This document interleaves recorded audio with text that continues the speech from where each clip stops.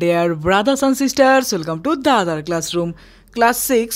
তোমাদের জন্য আমি ফাইনাল পরীক্ষার একটি অঙ্ক প্রশ্নপত্র নিয়ে এসেছি। দেখো, এই প্রশ্নগুলোই রয়েছে। আমি কিন্তু এই প্রশ্নগুলো সলভ করব। এগুলো দেখে নাও। Most important model question set class 6। সব টপারদেরই দাদার ক্লাসরুম সব থেকে বেস্ট চয়েস। তো টপার চয়েস দাদার ক্লাসরুম, তার জন্য অবশ্যই সাবস্ক্রাইব করবে এবং ভিডিওটা শেয়ার করে দিবে। তৃতীয় পর্যায়ক্রমিক মূল্যায়নে তোমাদের ষষ্ঠ শ্রেণীতে অঙ্কে নাম্বার থাকবে 70, সময় থাকবে 2 ঘন্টা 30 মিনিট। এইবার একের প্রশ্ন দেখো, বলেছে যে সঠিক উত্তরটি নির্বাচন করো। এখানে অনেকগুলো অপশন রয়েছে, তার মধ্যে কোনটা সঠিক সেটা আমাদের লিখতে হবে। একের 1 নাম্বার 1 ঘন্টা 20 মিনিট সমান সমান কত মিনিট, সেটা আমাদের বের করতে হবে। দেখো, 1 ঘন্টা মানে কি বলো তো? 1 ঘন্টা মানে হচ্ছে 60 মিনিট, এটা তো আমরা জানি, তাই না? তার সঙ্গে আবার কি বলেছে, 20 মিনিট তোমাদের যুক্ত করতে হবে। তাহলে 60 মিনিট, তার সঙ্গে আবার 20 মিনিট যুক্ত করলাম। তাহলে দেখো, 60 আর 20 যোগ করলে কত হবে? অবশ্যই 0, এদিকে হবে 8, মানে হচ্ছে 80 মিনিট। এবার দেখো তো কোন অপশনটা মিলছে 80 মিনিট। দেখো, অপশন নাম্বার সি কিন্তু মিলে গেল। তার মানে সঠিক উত্তর আমাদের অপশন নাম্বার সি, 80 মিনিট। তার মানে প্রথমত 1 ঘন্টা মানে কত হয়? আমাদের 60 মিনিট হয়। আর পরবর্তীকালে 20 মিনিট আরও যোগ করতে বলেছে, তার জন্য 60-এর সাথে 20 যোগ করলাম, হয়ে গেল 80 মিনিট। এটাই আমাদের উত্তর। চলে আসছি নেক্সটে আর একটা প্রশ্ন। হয়ে গেল, দেখো কত সোজা, তাই না? এরপরে 2 নম্বরে বলেছে যে √4² প্লাস √3² মান আমাদের কত, সেটা বের করতে হবে। এটাও আমরা খুব সোজা নিয়মে করব। দেখো, √ আছে, থাকুক গা, কোনো ব্যাপার না। তাহলে 4² মানে কি বলো তো আমাকে? দেখো, 4 মান স্কোয়ার মানে হচ্ছে 4 গুণ 4। দেখো, 4-এর উপর কত আছে? 2। 2 মানে কি? দুটো 4 হবে। তো দুটো 4কে আমরা এরকম গুণ আকারে লিখবো। ওকে, এই দেখো এরকম করে আমরা লিখতে পারি, 4 মাল্টিপল 4 প্লাস এখানে গেছে দেখো 3² তাহলে 3² মানে কি? দুটো 3, তাই না? তাহলে এইভাবে আমরা লিখলাম। এইবার দেখো, 4 আর 4 গুণ করলে কত হয়? 4 4 16, আর 3 আর 3 গুণ করলে কত হয়? 3 3 9। এবার 16 আর 9 যদি আমরা যোগ করি কত হবে? 25। কী করে হয়? এই দেখো, 16 তার সঙ্গে 9 যোগ করলাম, 25 আমাদের হয়ে গেল, তাই তো? আচ্ছা, 25 মানে কি বলো তো? 5 গুণ 5, তাই তো? 5 5 25 হয়। আর রুটের নিয়মে কি হয়? দুটো জিনিসের থেকে একটা জিনিস বেরোয়। তার মানে কি হবে? এখান থেকে খালি একটা 5 বেরোবে। অর্থাৎ আমাদের ফাইনালি উত্তর কিন্তু 5 হয়ে গেল। অপশন নম্বর কোনটা মিলছে? ডি নাম্বার উত্তর কিন্তু মিলে গেল। এইভাবেই কিন্তু আমরা সোজা সোজা নিয়মে অঙ্ক করব। ওকে, তাহলে আমাদের উত্তর ডি নাম্বার 5 হয়ে গেল। এরপরে 3 নাম্বার 0.26 সেমি সমান সমান কত মিটার। পরীক্ষায় কিন্তু এই ধরনের অঙ্ক খুব দেয়, তো এগুলো কিন্তু আমাদের ভালো করে প্র্যাকটিস করতে হবে। এখানে 26-এর জায়গায় অন্য কিছু দিতে পারে, তার জন্য আমাদের যদি নিয়মটা ভালো করে জানা থাকে তাহলে আমরা অঙ্কগুলো করতে পারবো, তাই না? তাহলে দেখো, 0.26 সেমি কত মিটার? দেখো, সেমিটাকে আমাদের মিটারে কনভার্ট করতে হবে, তার মানে সেমি টু মিটার।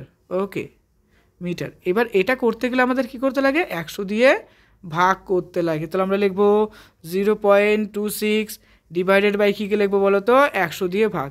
এবার 100 দিয়ে ভাগ, দেখো সব থেকে সোজা নিয়ম আমি তোমাকে শেখাই। এখানে দেখো 26,026 লিখে দিলাম। এখানে দশমিকের পরে কটা ঘর? দুটো ঘর। আর নিচে যেহেতু তোমার দুটো শূন্য আছে, দেখো 100-তে দুটো শূন্য, এই যে দুটো শূন্য, তার জন্য এখানে কী করবে? আরও দুটো শূন্য দিয়ে দিবে। বাস, এই হয়ে গেল দেখো আমাদের অ্যান্সার। তুমি নর্মাল ভাগেও করতে পারো। তাহলে আমাদের সঠিক উত্তর কী হলো? 0.0 কী আসছে বলো তো? 026, অর্থাৎ অপশন নাম্বার ডি কিন্তু এক্ষেত্রে সঠিক হচ্ছে। হয়ে গেল আমাদের, এটাও সলিউশন। চলে আসছি তারপরে, দেখো তাই আছে উত্তরে। এরপরে 4 নম্বর, 2000 সালের পর কোন সালটি লিপ ইয়ার? আচ্ছা, লিপ ইয়ার মানে জানো কি? আমরা জানি যে সমস্ত বছরগুলোকে 4 দিয়ে ভাগ করা যাবে সেগুলোকে বলবো হচ্ছে লিপ ইয়ার, তাই না? তার মানে যেগুলো 4 দিয়ে ভাগ যাবে। এবার 2000 সাল তো দেখো 4 দিয়ে তো ভাগ যাবে, এটা তো ঠিক আছে। এবার 2000-এর পরে কোনটা হতে পারে? 2004 হতে পারে। দেখো, 2004-কেও কিন্তু আমরা 4 দিয়ে ভাগ করতে পারি। আচ্ছা, তাই কি হয়? দেখো, 4 5 20, তারপরে দেখো আমাদের কি আসছে? 0 আসছে, তারপরে 1 হচ্ছে, অর্থাৎ 4 দিয়ে আমরা ভাগ করতে পারি। একই রকমভাবে 2008-ও কিন্তু হতে পারে। আবার 2000 কি বলবো বলো তো? এই দেখো 12, এটাও হবে, অর্থাৎ 4-এর গুণিতক সংখ্যাগুলো কিন্তু সব হয়ে যাচ্ছে। তারপরে 2016 এটাও হবে, 2020 এটাও হবে, 2024 এটাও কিন্তু আমাদের হবে। বাস, 2030 2028টাও হয়ে যাচ্ছে। এইগুলো কিন্তু আমরা শিখে গেলাম, তাই না? তাহলে এখানে দেখো ম্যাচ করছে কোনটা? C number. তাহলে সি নাম্বার উত্তরটা কিন্তু সঠিক আমাদের হচ্ছে। দেখো কত সোজা মনে হচ্ছে, তাই না? তো এখানে 2000-এর বদলে অন্য কোনো কিছু দিক আমরা করতে পারবো, কারণ আমরা নিয়মটা জানলাম। তারপরে চলে আসছি 5 নম্বরে, বৃত্তের বৃহত্তম জ্যা হলো বৃত্তের ব্যাস। মনে থাকবে কিভাবে হয়? এই দেখো, এই হলো একটা সার্কেল, ইংলিশে বলে সার্কেল, বাংলায় বলে বৃত্ত। তো বৃত্তের ব্যাসার্ধ কোনটা, এটাকে বলা হয় বৃত্তের ব্যাসার্ধ। আচ্ছা বৃত্তের ব্যাস কোনটা, এটা হচ্ছে ব্যাসার্ধ, এটাকে বলবো ব্যাসার্ধ, হ্যাঁ। আর এই টোটালটাকে বলবো হচ্ছে কি বলতো, ব্যাস। তাহলে কোনটা ব্যাস আর কোনটা ব্যাসার্ধ বুঝলাম। আর বৃত্তের জ্যা কোনটা, বৃত্তের জ্যা এটা হতে পারে, এটা হতে পারে, এটা হতে পারে, এটা হতে পারে। তাহলে চিন্তা করে এতগুলো যে জ্যা অঙ্কন করলাম, এই জ্যার মধ্যে কোনটা সব থেকে বড়, অবশ্যই এটা বড়। তার মানে বৃত্তের বৃহত্তম জ্যাই হচ্ছে বৃত্তের ব্যাস হবে। বুঝতে পারলে তো, কনসেপ্ট ক্লিয়ার হয়ে গেল আমাদের। চলে আসছে নেক্সট প্রশ্নতে। তাহলে ব্যাস হয়ে গেল।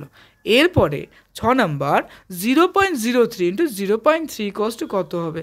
কিছুই নাই অঙ্কটাতে, একদম সোজা নিয়ম। দেখো এটা মানে কি, দেখো 3 আর 3 তুমি গুণ করো, 3 3 কত হয়, 9 হয়, 9 লিখে দিলাম, হলো তো। আচ্ছা এখানে দশমিকের পরে কয়টা ঘর আছে, একটা দুটো, তাহলে দুটো আমরা বুঝলাম, হ্যাঁ। এখানে দশমিকের পরে কটা আছে, একটা, তাহলে 2 আর 1 কত, 3টা, তাহলে 3টা আমাদের রাখতে হবে, তার মানে 0 পয়েন্ট লিখবো। এবার দেখো 3টা রাখতে হবে, আমাদের তো আছে একটা, একটা নয়, মানে একটা সংখ্যা আছে আমাদের, আরও দুটো শর্ট আছে, তার জন্য এখানে দুটো শূন্য লিখে দাও। এবার দেখো তো দশমিকের পরে কতগুলো হচ্ছে, চলো কালার চেঞ্জ করে দিই, বুঝতে সুবিধা হবে। একটা দুটো তিনটে, তিনটে আছে কি না বলো, যেহেতু 3টে আছে তার মানে আমাদের এটাই কিন্তু উত্তর হবে, অর্থাৎ 0.009, 0.009 এটাই হবে উত্তর। দেখি তো কোনটা মিলছে এখানে, আমাদের অপশন নাম্বার বিটা মনে হচ্ছে একটু একটু মেলামেলা, একটু ভালো করে লক্ষ্য করি তো, হ্যাঁ একদম অপশন নাম্বার বিটাই কিন্তু মিলে গেল, সঠিক উত্তর আমাদের হয়ে গেল। তো পরীক্ষার এর বদলে 3-এর বদলে 6 7 যাই দিক না কেন, আমরা তো নিয়ম বুঝে গেলাম, তাই না। এরপর চলে আসছি পরের অঙ্কতে। দেখো 2 নম্বরে বলেছে যে নিচের প্রশ্নগুলির উত্তর দাও। 31 + 13 + 16, দেখো -16 আছে, এটা আমাদের করতে হবে। তাহলে আমরা প্রথমতই একদম সোজা নিয়মে করি, চলো এই দুটোকে আমরা যোগ করি, অর্থাৎ 31 আছে প্লাস আছে কি বলো তো, এখানে প্লাস আছে 13, তাই তো, আর এখানে আছে কি প্লাস আছে, দেখো -16 আছে, তো এখানে একটা প্লাস দিল দীঘা, কোনো ব্যাপার না। তাহলে 31, আর দেখো এই প্লাস, এই দেখো চলো কালার চেঞ্জ করি, এই প্লাস আর এই প্লাসে কি হবে, প্লাসে প্লাসে প্লাস হয়, তাই না, আর মাইনাসে প্লাসে কি হয়, মাইনাস হয়, এটা তো আমরা জানি। আর এদিকে দেখো প্লাস আর মাইনাসে কী হবে বলো তো, প্লাস মাইনাসে কী হবে, মাইনাস হয়ে যাবে, রাইট। তাহলে এখানে হবে -16। এইবার আমরা কি করব বলো তো, এখানে আমরা যোগ করব। দেখো 13 আছে আর 31 আছে, এই দুটোকে যোগ করি, 13 + 31, তাহলে আমাদের আচ্ছা দুটো 31 হয়ে গেল তো। আচ্ছা এখন লিখে দিচ্ছি, তাহলে 3 আর 1 4 হচ্ছে, 3 আর 1 4 হচ্ছে 44 হচ্ছে, মানে 44, ওকে নো প্রবলেম। তো তারপরে দেখো -16 আছে, লিখে দেয় -16। তো দেখো 44-এর থেকে -16 আমাদের করতে হবে, তাহলে এখানে করি, হ্যাঁ। দেখো 44 মাইনাস, তুমি কিন্তু অবশ্যই পরীক্ষার হলে রাফে করবা অঙ্কগুলো, হ্যাঁ, রাফে করে করে দেখাবা স্যারকে। দেখো 4-এর থেকে মানে 14 থেকে যদি 6 চলে যায়, তাহলে আমাদের থাকবে হচ্ছে এখানে 8, আর আমাদের 4-এর থেকে 1 গেলে থাকবে 3, তার হাতের 1 কাটা গেলে 2, অর্থাৎ 28 আমাদের থেকে যাচ্ছে, তাহলে এটা সমান সমান 28। এই তো আমাদের সলিউশন। তাহলে আমাদের উত্তর কত আসলো, 28, অর্থাৎ 28 হবে আমাদের উত্তর। ওকে চলে আসছি নেক্সট প্রশ্নে। আচ্ছা দেখো উত্তর তাই আছে, এখানে 88 আছে। এরপরে চলে যাচ্ছি 2 নম্বরে। 25 এবং 30-এর গসাগু ও লসাগুর মধ্যে সম্পর্ক কি হবে? দেখো এই ক্ষেত্রে কী হবে জানো, দুটি সংখ্যার গুণফল আমরা কি জানি যে সংখ্যা দুটির গসাগু ইন্টু লসাগু, তাই না, ওইটাই আমাদের এখানে প্রমাণ করতে হবে। তো দেখো এখানে তাই কিন্তু প্রমাণ করা আছে। কীভাবে প্রমাণ করা আছে দেখো, 25 এবং 30-এর গসাগু কত হবে, 5। কী করে 5 5, দেখো 25 মানে কি আমরা জানি 5 গুণ 5, রাইট। 30 মানে কি, 30 মানে হচ্ছে কত হতে পারে, 6 গুণ 5 হতে পারে। তাহলে দুটো সংখ্যার মধ্যে সিমিলার বলতে মিল সংখ্যা কোনটা বলো তো, এখানেও 5 এখানেও 5, তাহলে মিল সংখ্যাটাই হচ্ছে গসাগু, তাহলে 5 হচ্ছে গসাগু হয়ে গেল আমাদের। এই তো বুঝে গেলাম, তাহলে 5 কিন্তু আমাদের গসাগু, তাহলে ঠিকই আছে এখানে লেখা। এবার দেখো 25 আর 30-এর মধ্যে লসাগু, লসাগু কী হবে দেখো, এখান থেকে একটা 5, দুটোর মধ্যে দুটো 5-এর মধ্যে একটা 5 গেল, তারপরে এখানে পড়ে থাকবে কি একটা 6, সে দেখো 5 গুণ হবে, একটা 6 পড়ে থাকবে, আর লাস্টে একটা 5 পড়ে আছে, তো 5। তো এইখানে দেখো আমাদের কত আসছে, তাহলে 5 6 30, আর 5 30 কত হচ্ছে 150, অর্থাৎ 150 হবে আমাদের কী বলতো, লসাগু।